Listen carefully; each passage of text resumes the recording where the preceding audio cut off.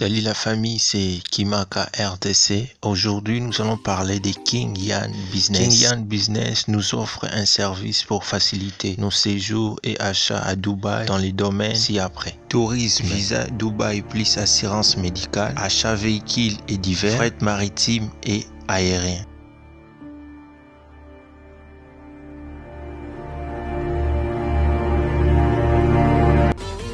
Exclusivement sur Kimaka RDC. Tata Apambola Bino. Les amis de Pasteur Lite Yakanda, ngai na komi awa na Krisa TV. Bon s'abonner massivement na Krisa TV, okozala jamais déçu. Krisa TV et kamami a na Dubaï et pas ya Krisa Ngoma.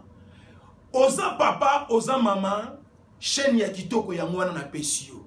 Na kati ya Krisa TV, okokuta ba théâtre ya bien, ba émission ya bien, ba film ya bien.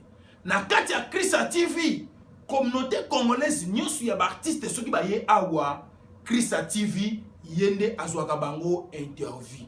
Krisa TV eza chaîne ya ba responsable, papa, mama, bana, boko vanda bozota la Krisa TV mutu akokima te.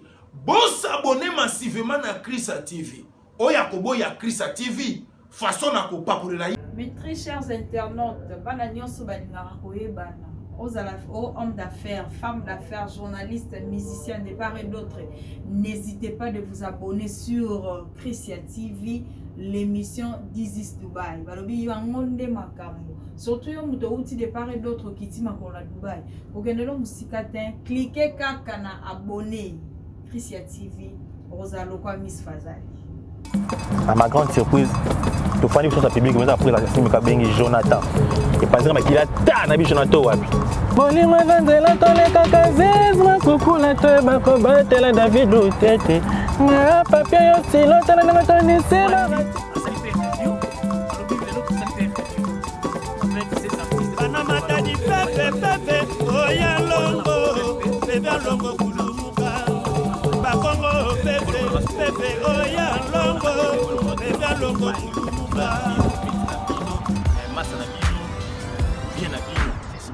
Bonsoir, bienvenue à tous les internautes qui ont disposé leur temps de suivre cette émission This is Dubai présentée par Krisa Ngoma. On est toujours ensemble avec vous, Balobi, toujours sur votre chaîne YouTube, vous allez Krisa TV. Ça, abonnez-vous toujours massivement. Vous n'allez jamais déçu pour toutes vos actualités aux Émirats Arabes Unis. Balobi, Krisa Ngoma de Moutakanga Masolo. Grand merci à la diaspora congolaise aux Émirats Arabes Unis. Vraiment, c'est grâce à vous que cette émission existe. Alors, nous sommes dans l'émission This is Dubai à tous mes abonnés. Je vous dis un grand merci. Restez toujours connectés, branchés. Et puis, abonnez-vous toujours massivement. Et que ça là vraiment bien. Alors là, je dis un grand merci alors à celui qu'on appelle les boss. Les boss Kalima, Winner Star. Merci beaucoup pour votre soutien de cette émission This is Dubai. Et puis à celui qu'on appelle Pagui. Les boss Pagui, vraiment merci beaucoup. Et sans oublier les boss Auto Zedia. Merci beaucoup pour votre soutien de cette émission This is Dubai. Et puis, nous sommes pour que l'émission This is Dubai et qui est toujours le bosso. Alors, je pense que vous voyez l'endroit à laquelle nous sommes. Donc, c'est un très bel endroit. Donc, aujourd'hui, je ne suis pas seul. Je suis avec un invité à laquelle vous allez lui découvrir tout à l'heure là. Bon, comme ça se passe toujours dans notre émission, on ne peut pas citer le nom de notre invité, mais il va se présenter lui-même. Là, nous avons invité déjà, à côté déjà beaucoup découvrir hier. Il est là. Système à coronavirus. Alors je pense que vous voyez, nous sommes déjà ensemble avec mon invité à qui je dis bonsoir. Ouais, bonsoir, bonjour. Na Ernest sur fidèle internet sur voilà d'abisso donc reste nombreux théâtre. C'est bien moi Jonathan Wendy le général Marc Raven, autrement dit l'artiste quoi. Artiste musicien du groupe est victime d'Orcos. Ok, merci beaucoup fidèles internautes. Lui c'est Jonathan Wenz. Jonathan Wenz donc ensemble ici à Dubaï. Je pense que beaucoup de alors Jonathan, cette émission This is Dubai vous souhaite la bienvenue aux Émirats Arabes Unis, précisément à Dubaï. Alors premièrement, avant de côté la mozindo ya causerie na biso to li to yebana nous objectif ya voyage à Jonathan Wenz na kati Émirats Arabes Unis parce que ndenge to yoki Jonathan Wenz ayaka déjà Dubaï. Alors papa na yo Fally Ipupa Aigle, hein, le patron de l'F victime azalaki déjà awale king azalaki awa na kati ya Dubaï asali pe o esengela ki asala mais lelo to moni pe mwana na ye Jonathan Wenz to benga ona to benga o prince pour papa no aza king et lio to moni fils aye na kati ya Émirats Arabes Unis pour to benga yo prince to benga ona ne mais te no to basolanda ouais tant bi king aleka ki ale king c'est le roi en français bana prince bana roi benga wana le prince on a prince donc je suis parmi les princes il y a patron n'a Fally Ipupa du cap la et puis parmi les princes au ba défendre valablement combo to drapeau et orchestre groupe est victime donc ceux qui sur 100% orchestre ceux qui présentent avec non ils en a 40% ba défendre colère on a bien ba soldat ba guerrier donc Jonathan est parmi ces princes là qui défendent bien son groupe quoi c'est un peu ça bon passage général à Dubaï et puis Kanayaka déjà la première fois la deuxième fois donc déjà comme pluriel quoi et puis Kemboga c'est pas facile pour passer ton temps parce que d'ici Dubaï ce n'est pas facile parce que tout le monde a artiste américain bayaka balala na hôtel moko bo luxe hôtel mon luxe alors les autres tout le monde Jonathan Wenz aza occupé appartement moko boye vous appelez luxier alors to link to yeba quand même souci à revenir eux ça là que Jonathan Wenz peut alala na hôtel wana makasi wana Jonathan ko expliquer ba itono to bazolanda miso ça c'est 10 Dubaï ba ressources wana Jonathan ko la na hôtel ya luxe wana so ba force eza wapi Nande balobaka somoni mwana soso avi manzongo seke mama za na se quoi. Seke mama za na se. Sima na ngai nana bato belé nana ba Edgar Nascimento nana ba Sibo Sadilo nana ba Dadi Lusando nana ba vina ngama mavinga le bogar de tout le coiffeur na Rotterdam nana ba Gino Selo Landenois nana ba Fiston Lukombo Evogue na Londres nana ba mère na ngai polyglotte la sénégalaise Mama Fatou ba Yolandi Bobo nana bato belé ba derrière ngai en tout cas nana ba dollar rouge kapaya nana ba te belé ba petit bateau vuidi ba petit nanga Iniesta donc ba te belé ba rasima nanga o ba tchanga pena coup de pouce ba camarade nanga pe ba zara nanga ba petit nanga ba Sabo ba petit nanga Kevin ba petit Kevin Sukami famille Wenzi Mobimba Damo Wenzi Yo Wenzi Zizi Wenzi Claudie Pindi Chouchou Wenzi grâce à Wenzi ba petit Christian ba tout ba tiré na kini je vous salue tous bana Yolo Jonathan Wenzi votre représentant valable les vrais soldats de Yolo dans les princes appelez-moi les princes quoi donc la ba te belé ba soutenir nga moni force nga na rassurer na que sika na nga la pesa ka projet na staff na nga fona qui ne place boy bolobi nini ah c'est bon j'entends nga na charge à logement nga na charge ya transport ya séjour nga na charge ya relana dans ces pays tona ya boy ape na moni ba Yannick Bolingi Pangi le chef de la famille le frère de Jonathan Bolingi na moni ba Gaël Mokino na lobi de soleil qu'on a vu na ngai Guy basket de continent c'est Gaël Azar na Gaël Azar pena quoi ba je reste bouteille ba pétin les gars c'est quoi qui donc na ba te belé ba soutenir nga ya moni na ka sona ça loko na sala ngo a facilité parce que derrière moi il y a des gens qui sont là pour mettre leurs moyens pour nous à l'aise quoi. OK, merci beaucoup. Là vous venez de suivre Jonathan Wenz Aza Mutu Yabatu Aza artiste Yabatu. Donc Eza Ezali Fox naye yango bozomona Jonathan Wenz kiti na kati ya Dubaï. Et puis bakelo mo boye il y a ça la rapport bato baya boye bango na voyage privé faut ka longa orchestre ouais souvent comme leader habiter le comme leader na kena ko se reposer à Dubaï moi intime na zone c'est ça parce qu'on a la longue na ngati pour l'information à tous les warriors na longue je suis toujours au sein du groupe Fally Ipupa c'est pas conseil le cas moi ngati c'est parce que je suis na Dubaï na ça maramo boza privé bientôt là et c'est là nango donc avec ce concert il y a dimanche dans un mais c'est presque dimanche dans un vol dans un qui ni va répéter semaine on a presque tout bon mon nanga quoi si tout va bien dimanche c'est les mardis dans un vol quoi parce que bah interno tout ba benginga balobi non Chris Ngoma comme vous allez passer l'émission avec Jonathan Wenz donc au profiter pour tourner la bisoye to moni Fally Ipupa otobeta na rotana hein aza moko ya artiste ya munene kasi na F victime mais ça le mindenge nini Jonathan Wenz aza na Dubaï et Fally Ipupa azobeta concert aza nani kati na groupe hein oyo présence n'est pas important mais à se retrouver à Dubaï, Fally Ipupa azobeta rotana ils allaient puis concert le plus attendu na F victime na cadre na Kinshasa. Bon, voyage nanga d'abord voyage nanga daki préparé avant même concert il y il y a Rotana parce qu'au mois d'avril, tu as un programme, il y a concert. Ouais. Moi, j'avais déjà annoncé à mes chefs que dans un déplacement d'ici début mai. Donc, dans un déplacement, dans Dubaï, il faut changer. C'est ça. Qu'est-ce que je peux faire aussi pour les articles dans la musique et la business, tout est ma business. Donc, vous comprenez musique et business. C'est la business, musique et business. Ok. Donc, ça business et musique. C'est ça. Mais il faut que tu aies que non, moi un peu aux autres gagner dans ça, qu'est-ce que je peux aussi faire pour la lobby dans les latés. C'est ça, oui. C'est un peu ça. Donc, tu as des parents, tu as des bana, donc il faut assurer le lobby à bana. Donc, aux acteurs, c'est la caca. Moi, il y a un avantage, ceux qui n'ont pas envie. C'est ça. Moi, on a eu commission de la Kwanga. C'est ça. Moi, on a eu commission de la Lipa. Sur le lot, papa, pour les la penza mingite, tu vois. Donc, le roi déjà n'a mis bien, il va foutre un billet, il va faire visa pour ça, le déplacement, pour y avoir dans l'hôtel ou de lobby, dans le comme paya, et pour Zongimboka. Donc, ça veut dire que non, c'est qu'il y a un grand garçon. C'est ça. Donc, j'assume mes responsabilités. Je peux aussi faire mes responsabilités. Papa a bloqué mon enfant est maintenant devenu majeur.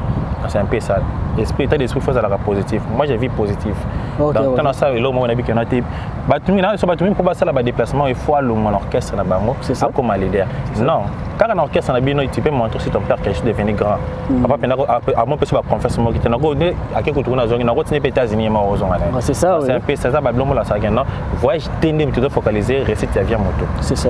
Vous restez avec moto, vous caboche. C'est ça. Tu vois, c'est un peu ça. Donc, je suis là toujours. Je suis là Fali pour pas mon boss, Jonathan Wendy est toujours parmi les guerriers des victimes, quoi. Je suis là. Ok, merci beaucoup. Là, j'ai dit big up à Yannick Bolini Pang, le chef de la famille, et à mon pote David Poutou, le frère de Simon, au Moni David, au Moni Simon, vraiment. C'est rappelé, David Loutete, les boss, les gars au show, David Loutete, les boss, vraiment, coup de chapeau, David Loutete, coup de chapeau, donc, on est là. Olivier Bouefo, on a la grâce à Moutou, à Simbi Masolo, Olivier Bouefo, vraiment, coup de chapeau. Alors, tu es un artiste, artiste auto-bimso, il est très important et puis très capital. Au lobby que tant que papa a envie, il faut moi aïba déjà valer yako somba kwanga tu yako somba lipa.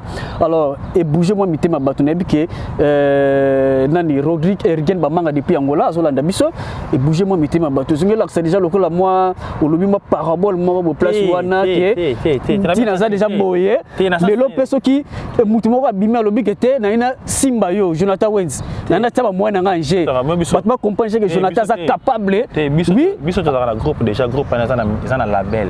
Label qu'on a victime. Groupe son est victime. Le groupe son un groupe fallait pour pas.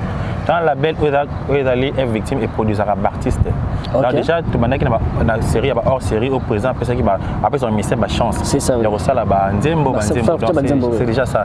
Si on a comme un projet au sein là on a le boss on a contacté avant le producteur monter soanga. Je vais contacter d'abord mon boss. Papa na poli. Na Monica c'est na fan da awa. Batumsu bali bana ba besoin kota ba fanda na kitio ngana ba Eve na comme non papa est-ce que na kota na ko na kitio tena comme produit ya la belle vous comprenez na ba non société on a mais pour l'instant le kola na zana na ba projet wana te na pe na bina sens ni que to ba commission mbela kwanga ba te bele le so ba longa ba finga ka ba leader na bango mutema mabe. Mais tant que vous n'avez pas leader, vous avez une opportunité, tu vois. C'est ça. Vous avez un bateau derrière, vous avez un jean, polo, catch. Mais tu ne savais pas comment orienter jean, polo, catch. Pour le but, tant que vous avez un leader, comment vous avez il y en a tant que vous avez un beau pas il y a pas commission de la pointe. Ça veut dire, vous avez un billet avion, yomoko. Vous avez un déplacement, pour le but, quand on quitte la famille. C'est ça. Donc, moi déjà, ceux qui n'ont prochainement, au moins, on a extraité. C'est ça. Pour déjà, vous avez un vous comprenez, extraité. On habite que non, faut que on a long. Il y a baki, il y a le moment où ma collègue n'ango toujours que vous mettez dans l'orchestre, il y a ma patron à biso. Tu vois que non, pour te faire grand, les actes faut l'ongouater.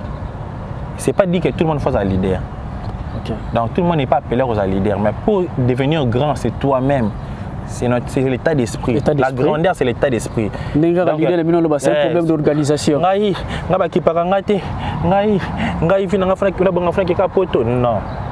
paradis. Dubaï est un paradis terrestre.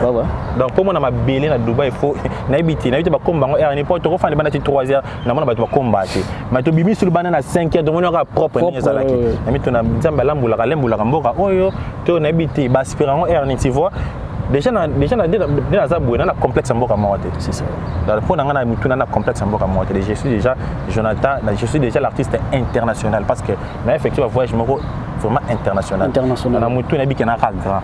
L'orchestre na à travers on a déjà na pas grand esprit. Tu vois. Donc la valeur puis il y a patron nanga. Il y avait valeur il y a groupe na biso.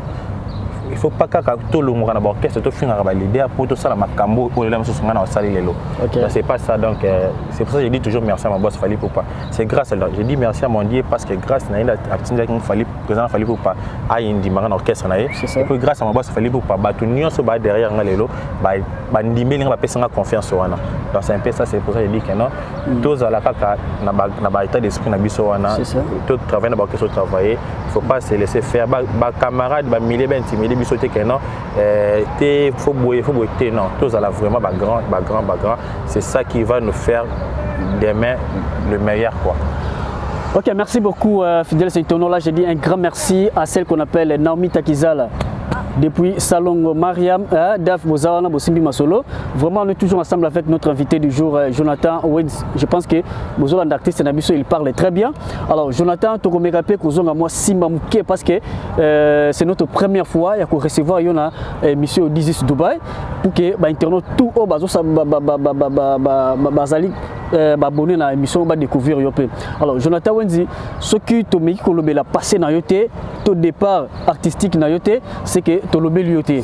Alors, tu remets un peu le moment où départ artistique na yo, les autres monipé Jonathan a intégré F victime de Fally Ipupa. Alors, départ na yo au salama santé, bah internaute tout va comprendre que était Jonathan abanda kayar ne boye jusqu'à aujourd'hui bah qu'on découvrir au sein du groupe Fally Ipupa du Cap la Merveille Aigle. Ouais, donc merci d'abord à la question de poser ngai.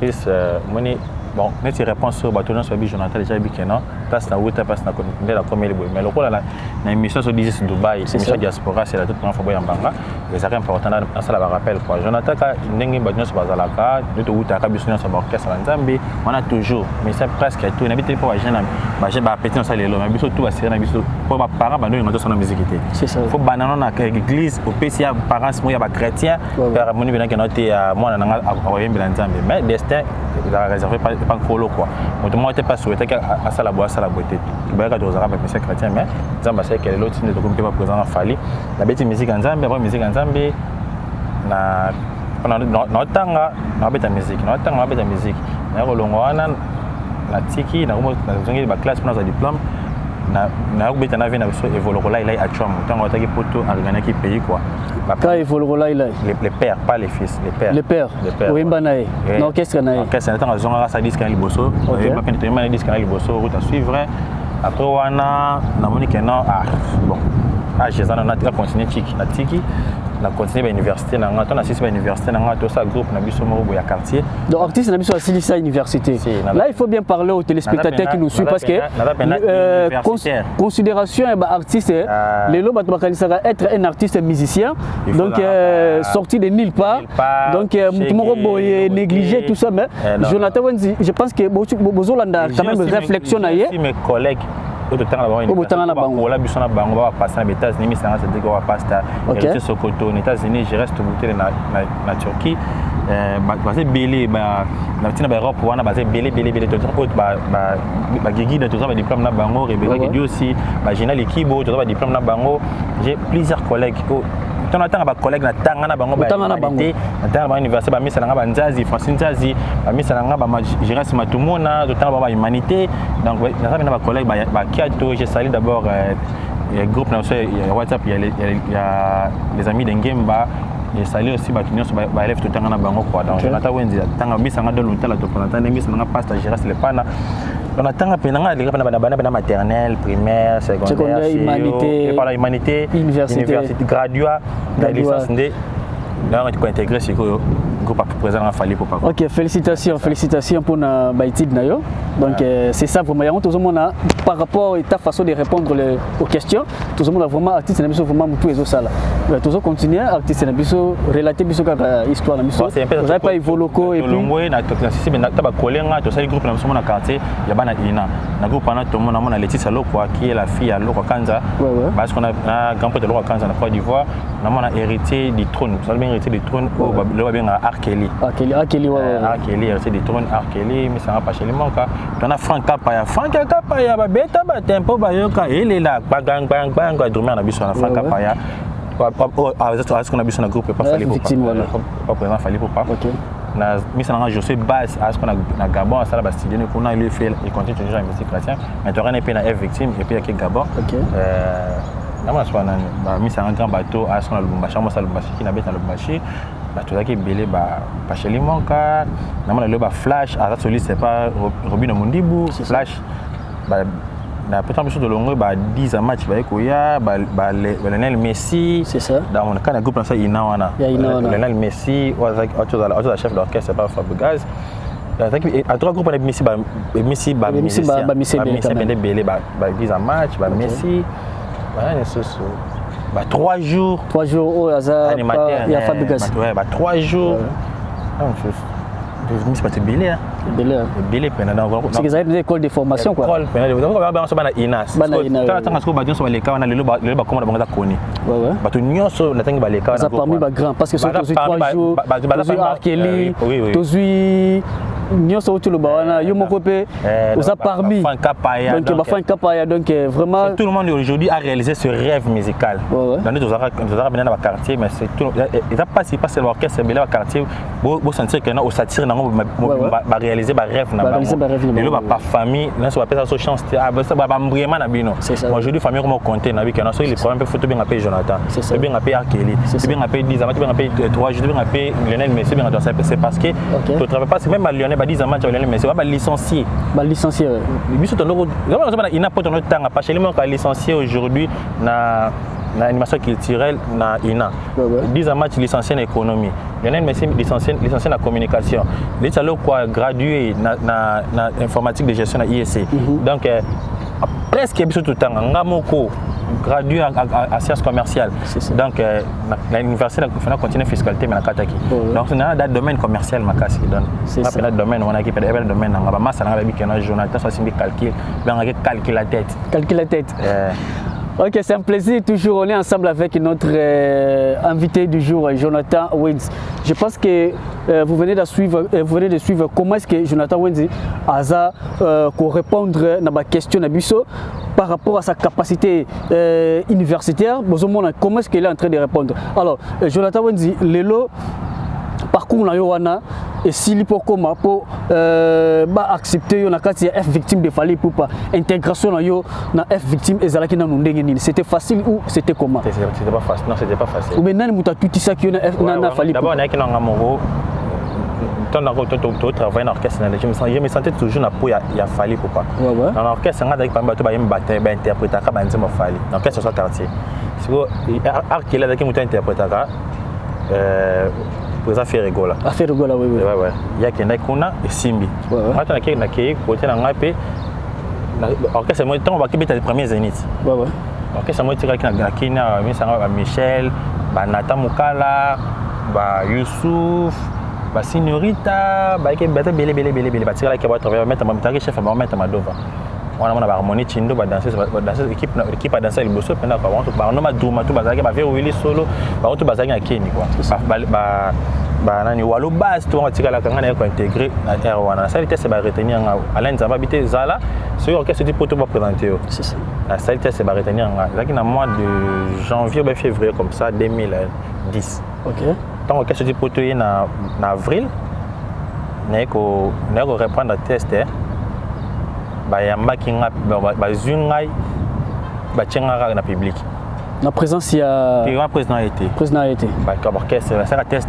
bachenga na public mais je continue toujours à venir enfin na public j'ai fait de avril jusqu'au 2 août hier kaka na commenter na podem na fin na public avril jusqu'au 2 août na fin na public tout ça ba benga so public ba benga ni penga bimi na bimi les bandes donc c'est un peu ça mettre ma dova ils ont patience mettre ma dova les 2 août mettre ma dova habiter le faut présenter yo kao to bandi to ke pas présent parler parce qu'on a pris habiter beaucoup tout na rep la rep mo robo ndo pas concert moi efficace la rep moi lundi pour habiter tout kuta na rep quand après matière yembembi ayondo yemba vraiment chose deuxième troisième chanson de Makatafal à ma grande surprise to fani sur sa public mais après la simika bengi Jonathan et pas dire mais qu'il a ta na bi Jonathan wapi Jonathan Moussousou ou bien Jonathan Wentz. Jonathan. Maître de Vachanga. Mata. Naïe. Tanaïe. Après, c'est un micro. Après, c'est un yemba. La dernière président continue de dire que c'est un professeur. Je vais changer les temps. Je vais changer les temps. Je vais changer les temps. Je vais changer les temps. Bina. Quand Bini, après, oui, chef de Gino a bandé ma répétition. C'était ce jour-là où j'ai intégré officiellement. Avant, j'ai parlé que je suis dans la victime, mais officieusement. Mais ce jour-là, le 2 août, c'est le 2 août 2010 que j'ai intégré le groupe officiellement. Nous avons une répétition, nous avons une étape à Benganinga. Comment est-ce qu'on a remis musicien? C'est ça. Et dans la langue publique, c'est un peu ça. Ok, merci beaucoup. Toujours ensemble avec notre invité du jour, Jonathan Wentz. Jonathan Wentz. Alors, Jonathan Wentz, tu es quand même artiste. Avant que tu aies parce que tu as déjà parcouru vers la fin.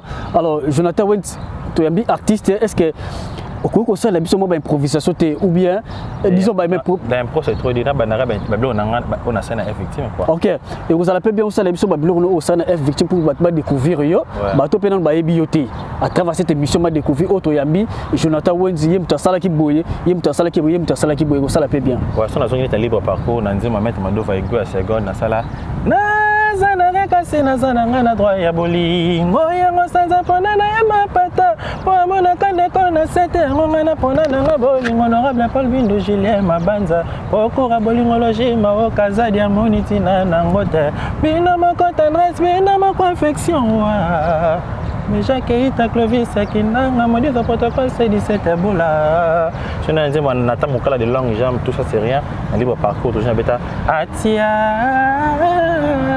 toya po mimi mindende tia warame ayami wa mimi raye banzonzi de balokosa Jonathan Los ingénieur si bon c'est chez la mayo je reste boutele ayami wa mi Edgar na cimento Brice Nkewa Platini Tibuta so de ce qu'on a dit que contrôle oyo na ndembo ya Azmac World le roi sur Rasco bolingo vanzela toleka kazizma kukula toyeba kobatela David Lutete na papier yo stilo tala nanga tonisi baratira to corriger honorable Paul Bindu 0 fiston lukombo Edgar na cimento na zwi 0 c'est bon sandi la blaise si sagi mandudi Fernando Fina odiloma puya tonto aundu Tania Pengele Foji Pupa.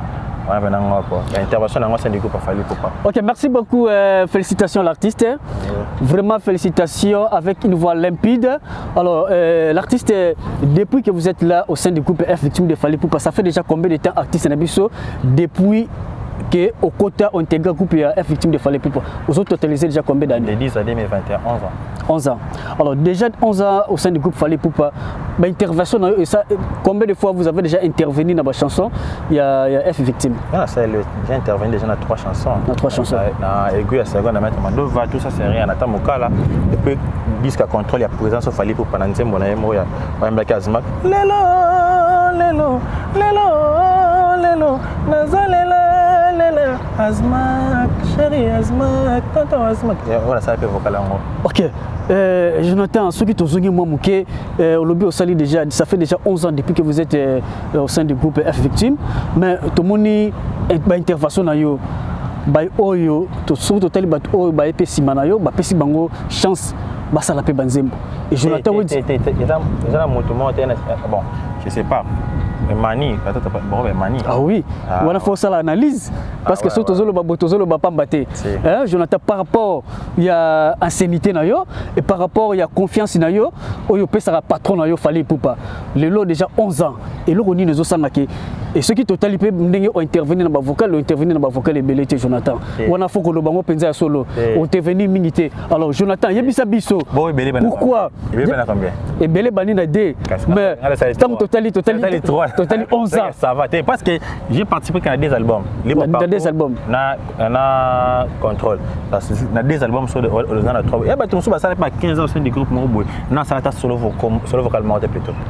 J'attends encore. Référence n'est ok. Sur le lac, tu as c'est bâtiment. Ah, tous les gens vont mais à bêta misère, il y a pas poto à zone mais référence c'était Kabaker. on a quand même la référence. Jonathan Naebi.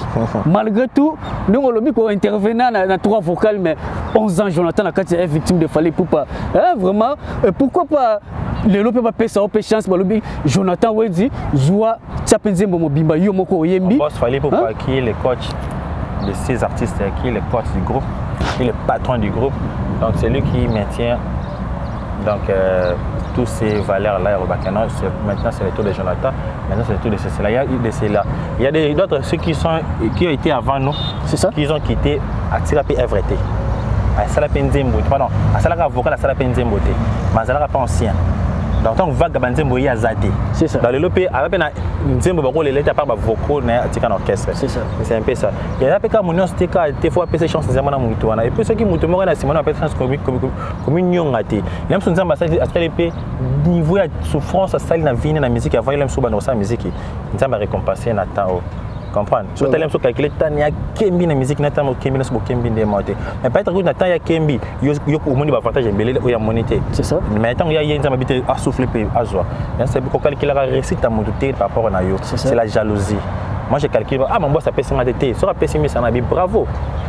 Mais ça n'a salam pesa musala makasi parce que ceux qui tozugi makambo ya voyage Jonathan tout le monde a déplacement na yote na F victime nini groupe kolongwa ko déplacer et ko kende mikili ya poto et ko kende ba Tanzanie et ko kende tout le monde kaka présence ya Jonathan te ceux qui tolongwa ko to lo makambo vocal oui to comprendre yo quand même au lobby que total la makambo nzambe mais ceux qui to na makambo voyage Jonathan tout le monde na yote nous sommes kaka président nous sommes kaka président to connaît kaka président on a bien sûr ça émission à bas Congo. On a habité quoi. Tout ça émission à bas Congo, tout ça na Boma ou quoi. Bon bazango. Bah toi le biche on a voyagé, il faut fallait qu'il voyager na côte ya groupe. Voyager à Bob Sangana ya ça la première ça quoi en avion. Azaté. Parce que billet avion ça vaut combien de mbadi ya kwanga.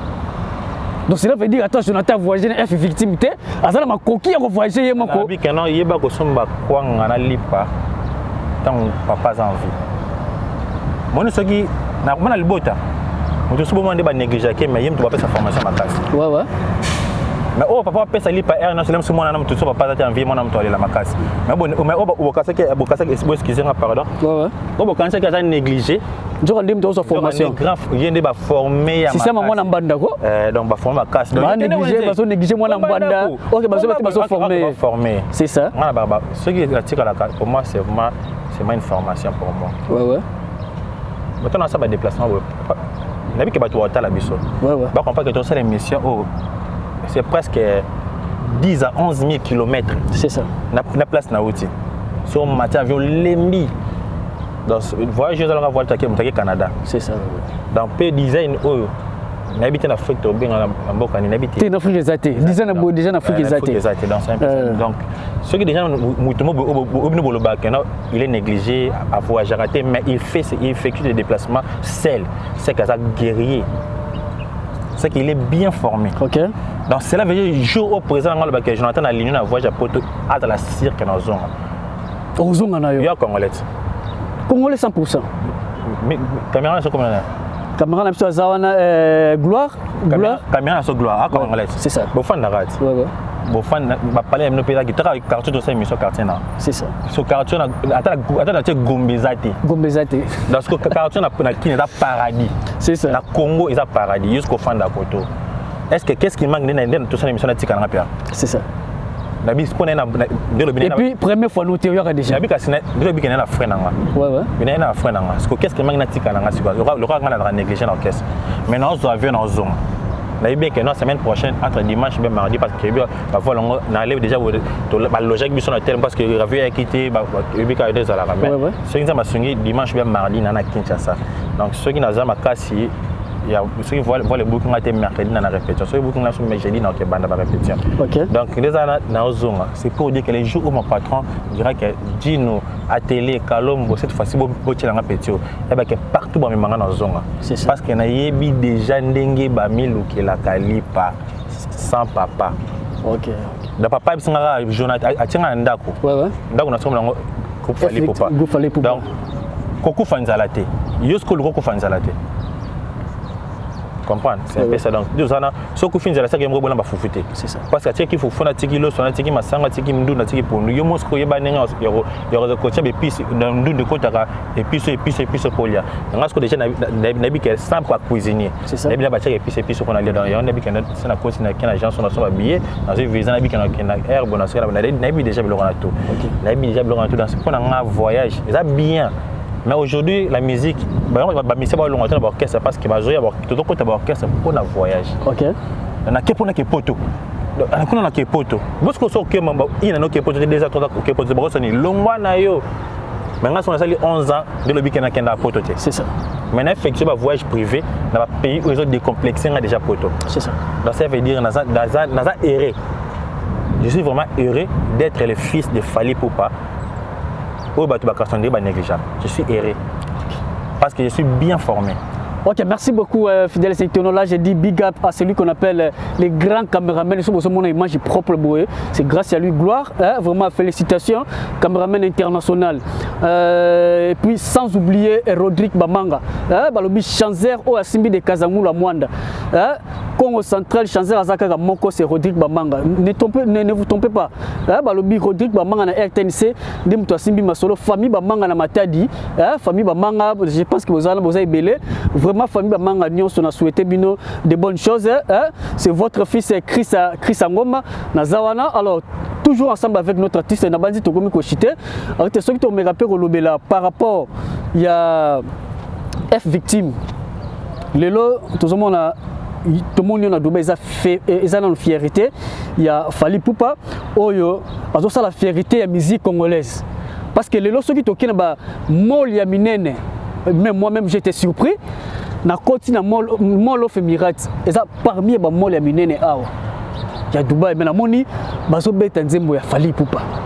Bazo beta nzembo ya Fally Poupa na fani mindele bazo bina. Siko nabi o chanson ya Fally congolais kaka ndeko na ngai bazo bina. Siko tanga na kende ki wana tonto so mapelo ko wana. C'est étrange encore. Na to kende na ça ba shopping mo pour toi.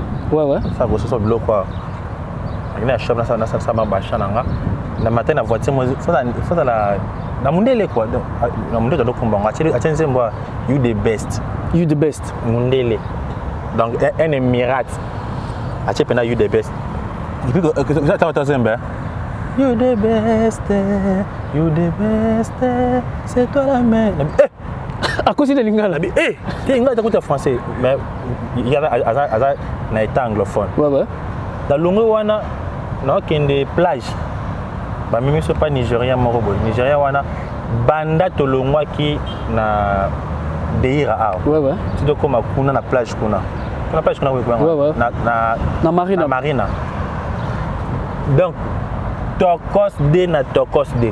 Tout se voit les bas fasté. Moi na Congo, il y a d'autres qui blague. Si l'artiste aujourd'hui azolo comme Kolobape ou Azali. C'est ça. A comprendre qu'il y a beaucoup de valeur. Bob Manamboka, beaucoup comprendre la valeur. Mais en tout cas, aujourd'hui je comprends que na fan na grand artiste reconnu monde entier. Le boss Fally Poupa. Batu tu abetaka. Batu tout na biso batu na bibino ba tunyo sote a. Batu nyo sote o botama kina ba atteindre na ba canal kin na ba antenne anasa no veto abo betaka te. Na cosité. Bo gata bo bisa ba disque betaka awate. À part ba grand, bo ba ki le bosso de ba grand wana. Ouais. Génération C. Oui ba que non, votre colonisateur l'empereur Savinka. Abetaka 120K. Na comprends que na pesi mon vieux Kelly Charleston Mbotebele. L'empereur bien que l'empereur Savinka. Tala bateau. Pardon, c'est bateau. Bon, nous avons un bateau qui est bateau pas la biso qui est la province. Mais moi, tout le monde a un artificiel va créer. Ouais. Et là, fleuve va créer.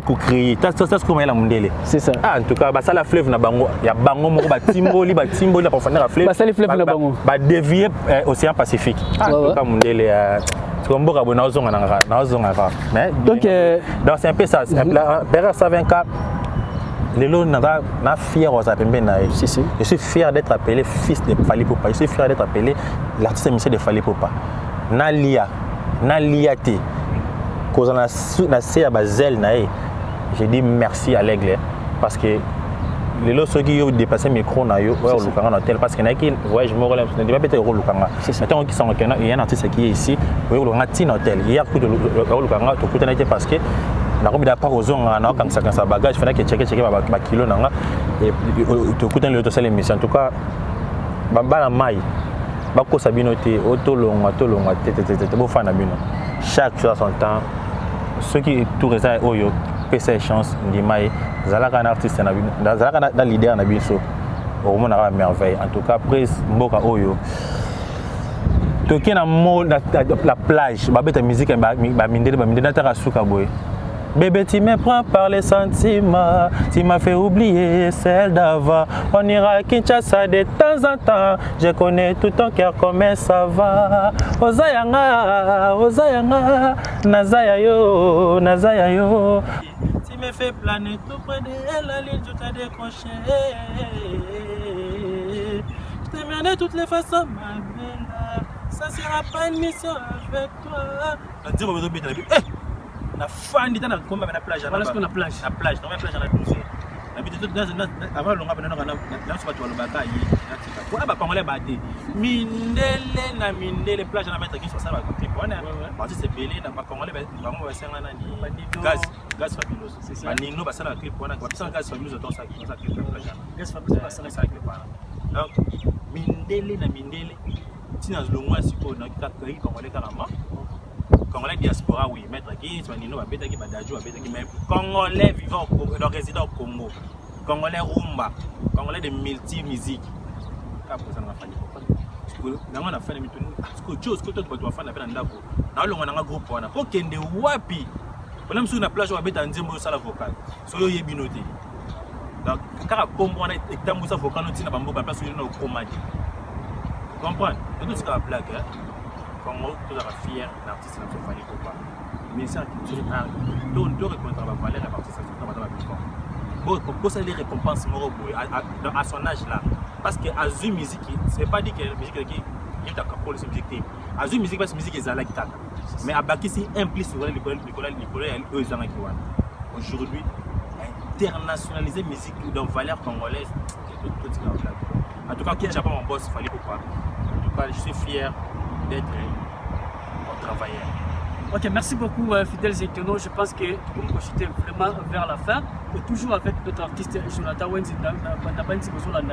vraiment très bien parce que là, on s'est voilé ma fasté.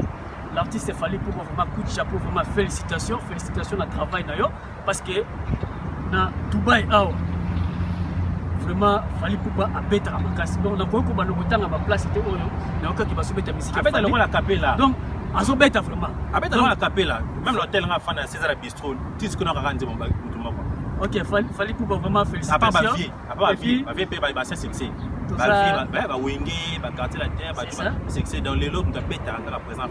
Vraiment pour ça la binoté. Vraiment félicitations à l'artiste Abisson fallait pour moi et puis je suis fier de recevoir beaucoup de travailleurs d'ailleurs dans la émission Oyo 18 Dubaï.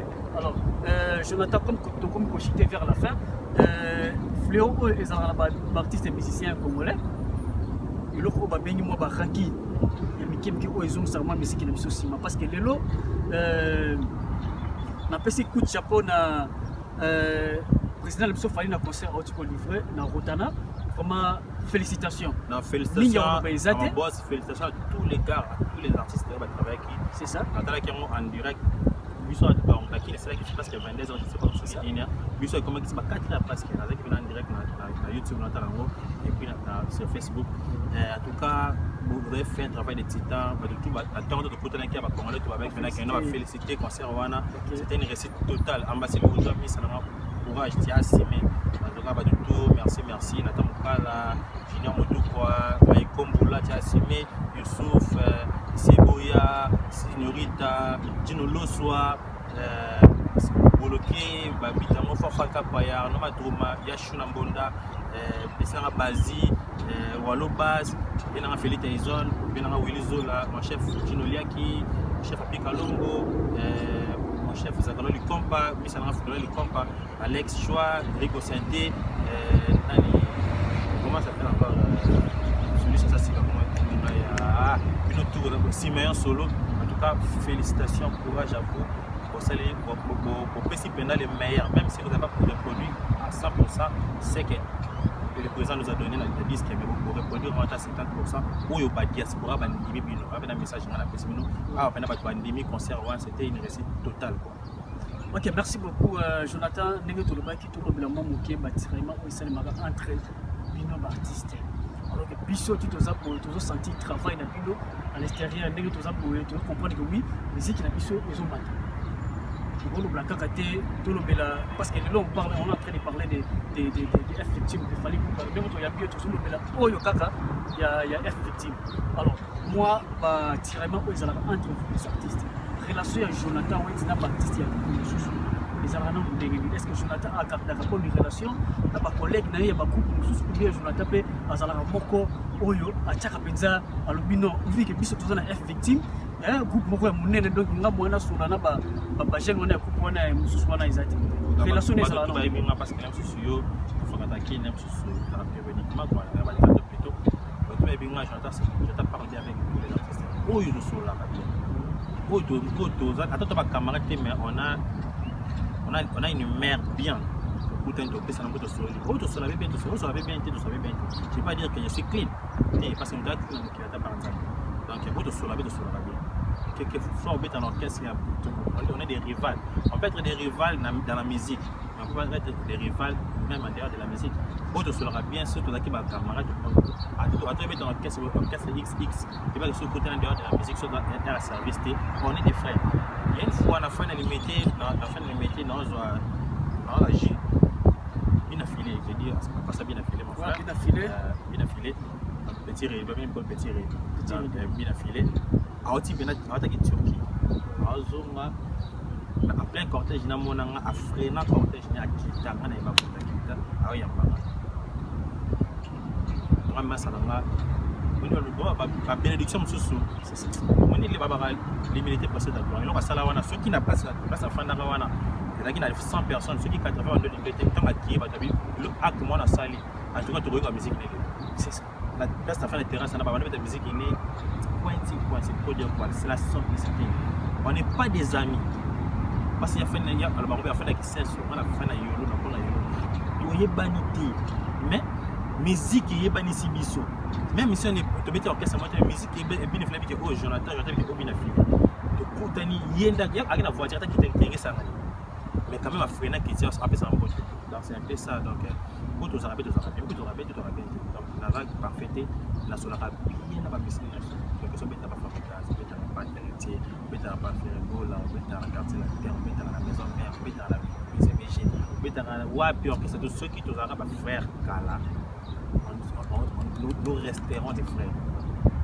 Ceux qui paient musique comme si ce soit master dans la musique et que les relations de Simi, on continuera de se parler. Mais ceux qui Simi n'a modi, on ne peut pas se forcer, il faut regarder la saison qui doit bon. Non. Et Simi de Simi. Et Simi est Simi. Moi je suis comme ça. Ok, merci beaucoup. Vraiment, Jonathan pour que tu l'émission d'Abisso, vous avez c'est pour ça ma question. Mais tout le monde a fallu pour ça.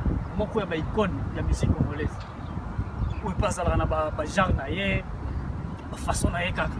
Tout le monde a fallu aller trop, il fallait aller trop. Est-ce que ils ont rappelé à terme au fali à Fandi à Saliper Réunion alors les autres Saliper Réunion avec ces artistes bah Fandi voilà à Fali pas le big était bon au hasard un problème pe au hasard un tuna à tuna ngai est-ce que on a payé ça la pour à Fandi à Saliper reproche à Saliper reproche na oh to benga Fali pour pas aigle de ce côté là il est vraiment pacifique parce que dans la journée nous sommes moralité aya kapena abidjan ekokanga nsima nsemi ka ndesha ekokanga nsima bon bolongo langa siko président Fali bolongo langa aigle bolongo langa siko Fali frère na bino petit na bino massa na bino vie na bino c'est ça aux la reproche pe ça la reproche ba kamboloma et ça na biso tout côté pena azala ta pacifique ya buto to na studio nzembo ni mo ko presse français le ba boité beaucoup si le ba boité bon to côté dictionnaire bon to le studio nzembo oh tu que vérifier si les Français ont bon été un lobby. C'est bloqué à Congo. Il y a un moment là, ça la gaffe là-bas. Ils disent mais parce que Yoka. Yoka même moi mon kiego ça c'est les reproches Yoka. Abi Kazamou. l'erreur c'est pour les humains. Alors humain erreur nyama za na erreur ti. Ko nyama lo barati. Ko no ça la monaka bien. Mais mutu l'erreur c'est toujours pour les humains. Donc à mutu à ba reproche, la critique. Quand même bien critique on peut dans la paix. Normal. Et la critique moi dit que non on est dévaloriser. À mon tour, quand même, même sur réplique, il faut choquer. C'est ça la remarque, moi, quand je critique, moi, quand je critique, moi, parce que l'homme a toujours été critiqué. Ouais, merci beaucoup, fidèles internautes. Je pense que j'ai été vraiment clair avec vous. Et puis, une autre invitée, Azara, qui est vraiment clair par rapport à Bitou Nanaye. Je pense que ici, il y a Nanaye Sengelaki. Je pense que tu as commis vraiment à la fin. Et puis, Jonathan, je ne sais pas. Par rapport à mes questions, vous allez payer la place où Jonathan Boyeme, tout ça quand même battu. Vous allez compléter la news, mais Jonathan pas dit allo balika mwana des fois ba internet tout bazona da biso. Je sais que donc je sais que la première photo pour cette émission on a mis en place qui est passé au Québec qui est en Colombie. Ça ça va dans zone paix donc c'est une émission de son temps pour continuer sur le tournoi. Dans la route sur la question sécurité. Vous me posez la question tant on a pour réfléchir. Pas quelque chose qui arrive à la poser la question. On n'a pas réponse sur la publicité pour poser la question. On va voir la prochaine émission. On a profité quand directement pour la salle de votre union. Oui, qui a des déplacements. Staff El Nada, on a place base dans les arènes de staff El Nada, pour des bébés, la présenté Inès, bébé, le prince, bébé, la personnalité Milan, maman la prince, la personnalité Identita very strong. Karine Lokoma, la reine des lions, Nathalie Chango. Et ma petite sœur Sarah Wendy, tout ça l'émission va se prononcer. Sarah Wendy, big up. Félicitations. Ici, tu vas passer ma bonne chance. Bébé n'a pas su vraiment son bénédiction. Donc, comme on a pour la malam, Wendy sur la Grèce, la sœur Zizi Wendy, la diaspora. Je reste au côté les. Voilà la diaspora, je reste au côté les.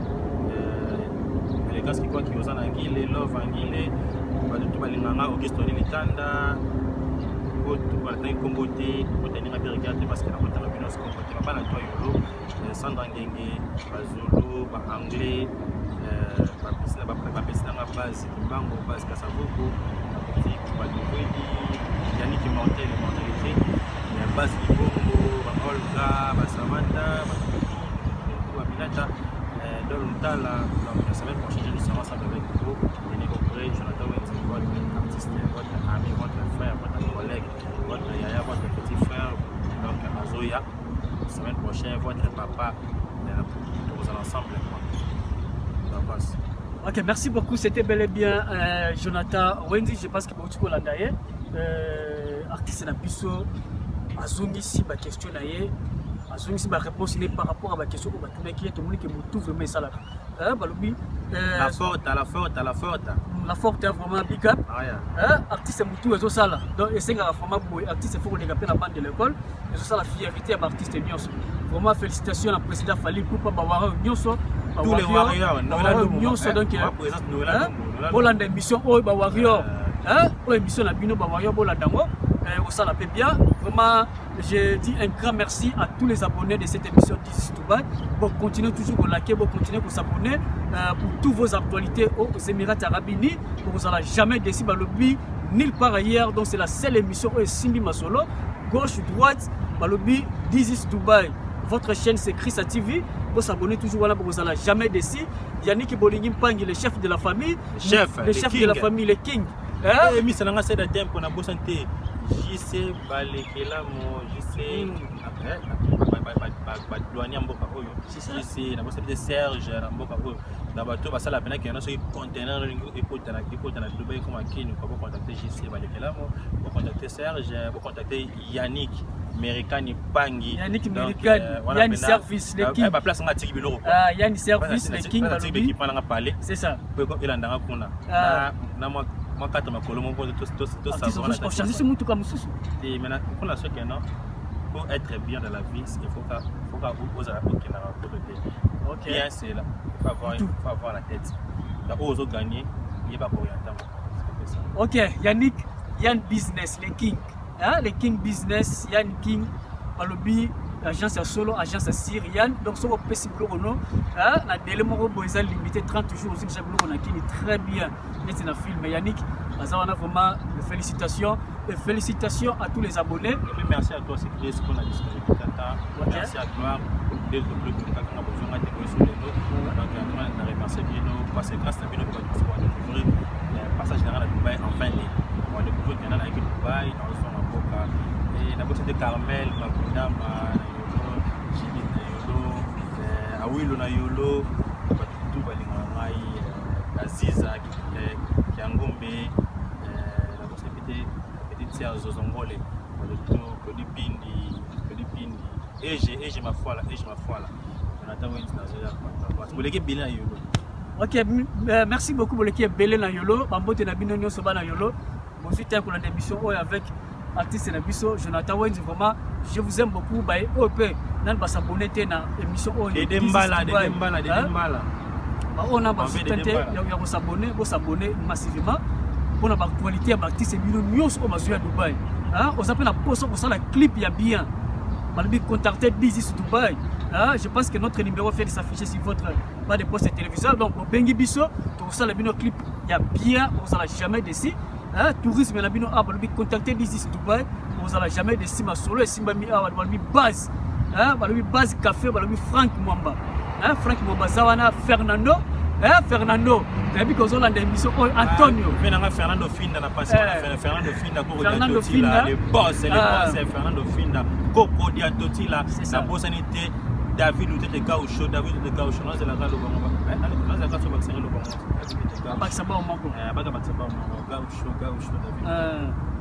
donc vraiment Fernando, Zawana, Antonio, Navi Bass, tout y a palais, Mike Mobile, Moundo Balobi, Akumba Kumba. Ma solo ya vola balobi Mike ya simine ma solo vola ozawana vraiment vous avez belé trop diaspora nyonso ya Émirats Arabes Unis Dubaï balobi Dubaï toujours au top ba nyonso bazala na Chris Ngoma balobi restaurant Mabea c'est la dollar congolaise c'est ça ndenga ba congolais comme pondu mandunda mama tembe sinon te awa hamburger Mabea so da kité confie. Ok, merci beaucoup. C'est par ici que nous mettons point final aujourd'hui avec notre artiste. C'était bel et bien passé. Donc vraiment, This is Dubaï, le Azala qui est ravi na Boyamba, artiste Nabiso, Jonathan Wenz. Et quant à moi, je vous aime beaucoup. On se retrouve à la prochaine édition.